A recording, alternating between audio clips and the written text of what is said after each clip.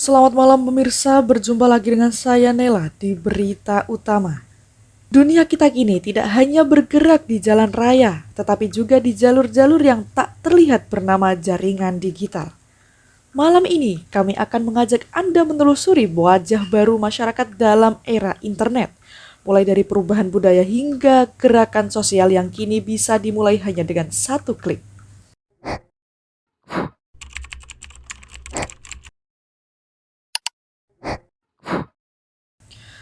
Pemirsa, kini kita hidup dalam apa yang disebut para ahli sebagai network society.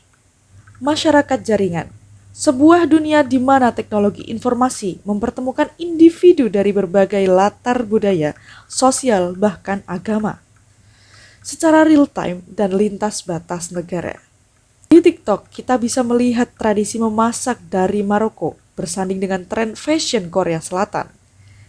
Seseorang dari Jogja bisa bekerja sama dengan mitra bisnis dari Berlin. Inilah keragaman budaya dan kelembagaan di dunia maya. Ruang-ruang baru yang terbentuk tidak oleh batas geografis, tetapi oleh minat, nilai, dan algoritma. Namun pemirsa, keragaman ini juga menghadirkan tantangan, mulai dari benturan nilai, kesalahpahaman antar budaya, hingga ancaman intoleransi digital. Tantangannya bukan sekedar bagaimana kita terhubung, tetapi bagaimana kita memahami dan hidup berdampingan dalam keragaman tersebut. Masih bersama kami pemirsa, kita beralih ke bagaimana internet merevolusi cara kita bersosialisasi. Sociability, kemampuan manusia untuk membangun dan mempertahankan hubungan sosial, kini tidak lagi terbatas pada ruang-ruang fisik seperti kafe, masjid, atau pasar. Platform seperti WhatsApp, Discord, dan Instagram telah menjadi ruang tamu digital kita sehari-hari. Namun, perubahan ini juga membentuk struktur sosial baru. Kini muncul yang disebut komunitas daring.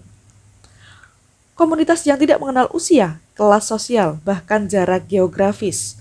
Mulai dari komunitas book club online, fans K-pop, hingga forum dukungan mental health di Reddit. Semua menunjukkan bahwa jaringan sosial tak lagi bersifat vertikal, tetapi horizontal dan terdesentralisasi. Tapi jangan salah, di balik interaksi ini juga tersembunyi fenomena echo chamber. Ketika kita hanya mendengar opini yang sesuai dengan kita, dan channel kultur di mana satu kesalahan bisa berujung pengucilan massal. Ini adalah wajah baru hubungan sosial di era algoritma. Pemirsa, internet bukan hanya tempat bersosialisasi. Ia kini menjadi arena penting untuk mempromosikan kepentingan publik. Kita lihat saja fenomena open government. Pemerintah-pemerintah dunia kini makin banyak membuka data-data mereka ke publik.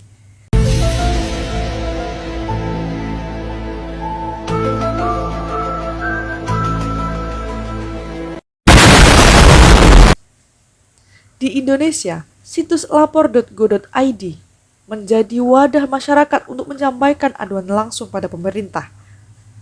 Di bidang pendidikan, platform seperti Ruang Guru dan Zenius membuka akses belajar bagi jutaan siswa di pelosok. Namun, penting juga kita ingat, internet bisa menjadi alat kekuasaan bukan hanya pemberdayaan. Penyebaran hoaks, manipulasi data, hingga pelacakan digital tanpa persetujuan menjadi ancaman nyata terhadap akuntabilitas dan kebebasan sipil. Internet bisa jadi senjata dua mata. Yang perlu kita pastikan adalah apakah ia digunakan demi kepentingan publik atau justru untuk mengontrol publik?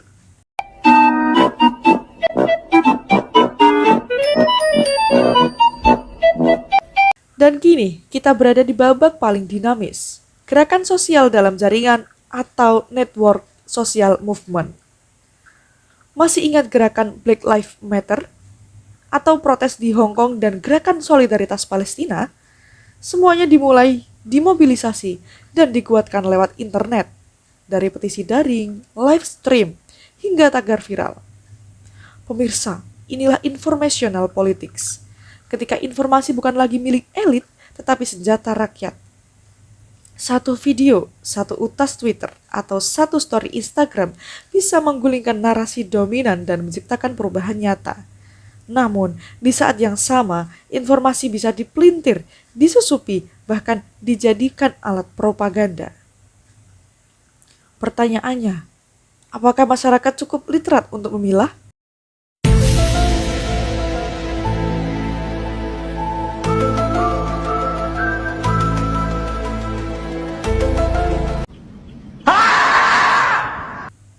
Karena dalam peperangan informasi, siapa yang paling siap bukan yang punya kekuasaan, tetapi yang paling kritis.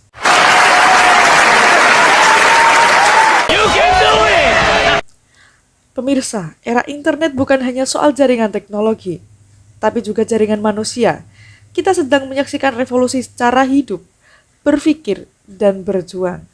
Dalam keragaman budaya digital, dalam struktur sosial yang terus berubah, dalam gerakan sosial berbasis data, dan dalam perang informasi yang tak lagi kasat mata. Kita semua adalah pemainnya, maka pertanyaannya bukan lagi apakah kita bisa menyesuaikan diri, tetapi nilai apa yang ingin kita bawa dalam jaringan yang terus tumbuh ini? Saya, Nela, pamit undur diri. Terima kasih telah menyimak, selamat malam, dan sampai jumpa.